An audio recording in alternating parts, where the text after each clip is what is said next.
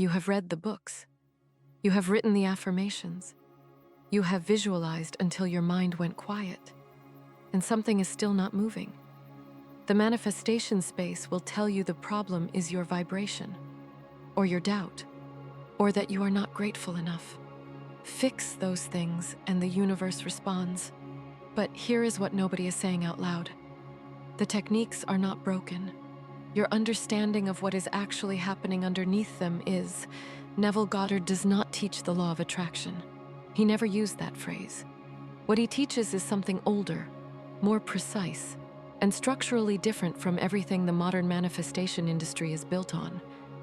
And the difference between those two things, between what Neville actually said and what the industry turned it into, is the exact distance between people who get results and people who spend years doing the work and wondering why nothing shifts. That gap has a name, it has a source, and once you see it, you cannot unsee it. The law of attraction, as it is commonly taught, operates on desire.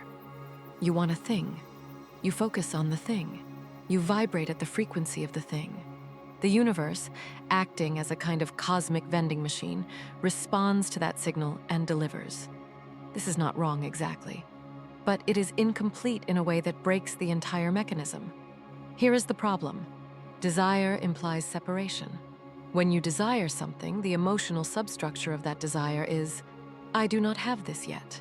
And that is precisely the signal you are broadcasting, not the thing you want, the absence of the thing you want. The universe, or more precisely your subconscious, which Neville identifies with the biblical figure of God, with Brahman in the Vedic tradition, with what the Mandukya Upanishad calls the witness consciousness, does not respond to what you want.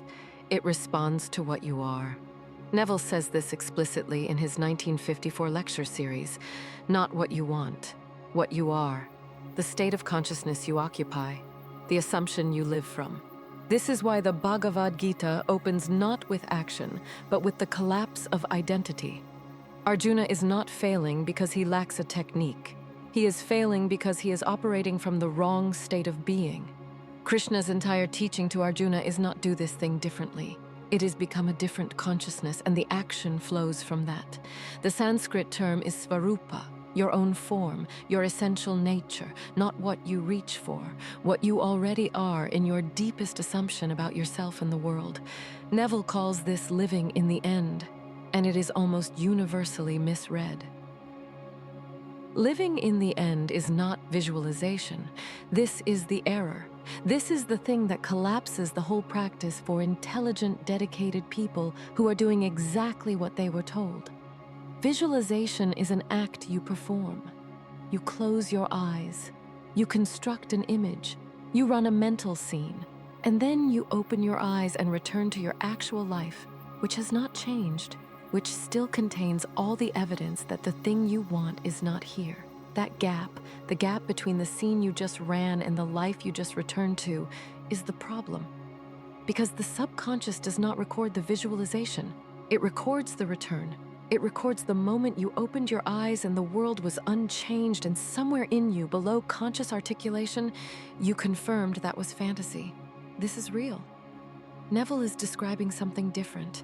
He is describing a permanent shift in assumption, not a technique you practice for 12 minutes and then put down. A revision of the state of consciousness you inhabit continuously.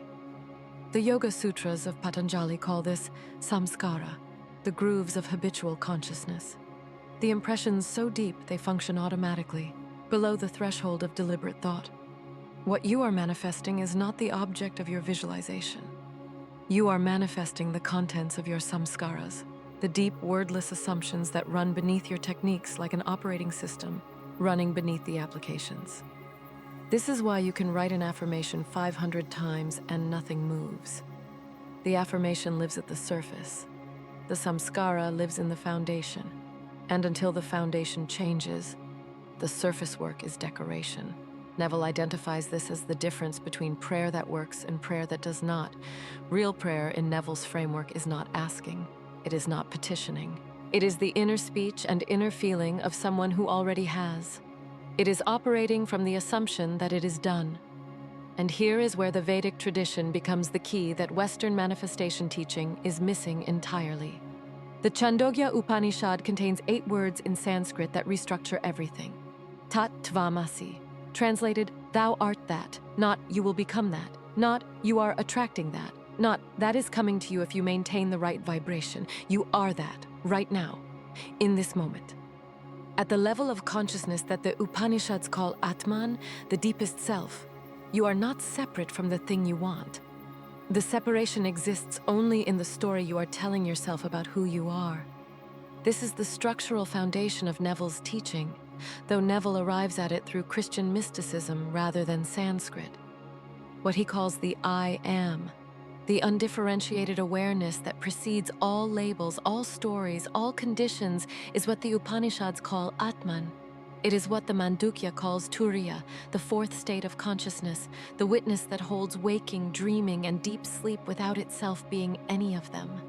And the mechanism Neville describes is this: whatever you attach to the I am, you incarnate. Whatever follows the words I am in your deepest, most habitual inner speech becomes your operative reality. Not because the universe rewards positive thinking, because consciousness is the substance of what you call the physical world, and the I am is consciousness in its pure creative state. I am wealthy. I am the kind of person who has this relationship. I am someone for whom doors open, not said as affirmations, as repetitions, as techniques you perform for 12 minutes before bed, said as the interior truth from which you operate. The assumption so deeply held it does not feel like a belief. It feels like the ground you stand on. This is the difference between a person who practices manifestation and a person who embodies it. So the question is not how to visualize more effectively. The question is how to revise the samskara, how to reach the layer below conscious technique and change what is running there. Neville gives a specific answer. He calls it revision. At the end of the day, not as a metaphor, literally at the end of the day, in the hypnagogic state between waking and sleep, when the conscious mind is loosening its grip and the subconscious is most accessible, you review the events of the day, not as they happened, as you wanted them to happen. Your nervous system in that threshold state does not distinguish sharply between memory and experience. The samskara does not care whether the event occurred in the external world or in the interior world of sleep's threshold. What it records is the felt reality. And if you dwell with full sensory and emotional presence in the revised version of events, in the felt sense of the thing being real, of yourself as the person for whom this is true, you are writing directly to the foundation. This is not visualization as performance. This is surgery on the operating system. The Bhagavad Gita's language for this is nishkama karma, action without attachment to outcome. But the inner dimension of that teaching is this: you act from the state of completion rather than toward the state of completion. The person who has already arrived moves differently than the person who is still reaching. And the subconscious reads the movement, not the words. Here is the precise practice. Tonight, before sleep, identify one assumption that contradicts what you want to manifest, not a thought you have occasionally. A habitual, automatic inner posture, the assumption you return to without deciding to. Find the felt quality of that assumption in your body. Where does it live? What is its texture? Then construct its opposite. Not an affirmation, an assumption, a state of being. Feel what it would feel like to be someone for whom the opposite is simply true. Hold that feeling in the threshold state until it becomes more real than waking. Let sleep take you from inside that state. Do this not once as a technique. Do this as the interior architecture you are rebuilding night by night until the new samskara is the ground you stand on. The law of attraction, as the modern industry teaches it, is a description of a real mechanism with the wrong lever identified. The lever is not frequency, in the pop spiritual sense of feeling good enough to receive.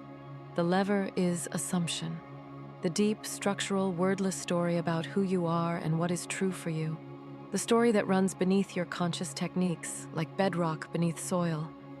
Neville Goddard and the Upanishads arrive at this from different directions and name it differently, but they are pointing at the same thing.